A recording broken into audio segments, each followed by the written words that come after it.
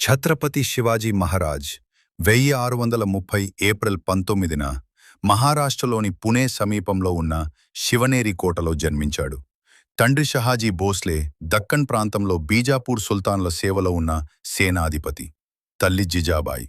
శివాజీ చిన్న వయసులోనే తండ్రి దగ్గర ఉండకుండా తల్లి జిజాబాయి సంరక్షణలో పుణే ప్రాంతంలోనే పెరిగాడు. అప్పటి పుణే ప్రాంతం అడవులు, కొండలు, కోటలతో నిండి ఉండేది. ఆ వాతావరణమే అతని ఆలోచనలపై ప్రభావం చూపింది. శివాజీకి చిన్నతనం నుంచే విద్యపై ఆసక్తి ఉండేది. అతని ప్రాథమిక విద్య పుణేలోనే ప్రారంభమైంది. చదువు అంటే కేవలం అక్షరాభ్యాసం కాదు. రాజ్యపాలన ఎలా ఉండాలి, ధర్మం అంటే ఏమిటి, ప్రజల బాధ్యత ఏమిటి అనే విషయాలు కూడా అతని విద్యలో భాగమే.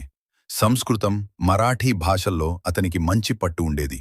రామాయణం, మహాభారతం, భాగవతం వంటి ఇతిహాసాలు అతని విద్యలో ముఖ్య భాగంగా ఉండేవి. ముఖ్యంగా రాజధర్మం, యుద్ధనీతులు, నాయకత్వ లక్షణాలు అతని చదువులో బలంగా నాటుకుపోయాయి. గుర్రపు స్వారీ, కత్తి యుద్ధం, ధనుర్విద్య వంటి శారీరక విద్య కూడా అతని విద్యాభ్యాసంలో కీలకంగా ఉండేది. స్థానిక గురువుల వద్ద శివాజీ సైనిక శిక్షణ తీసుకున్నాడు.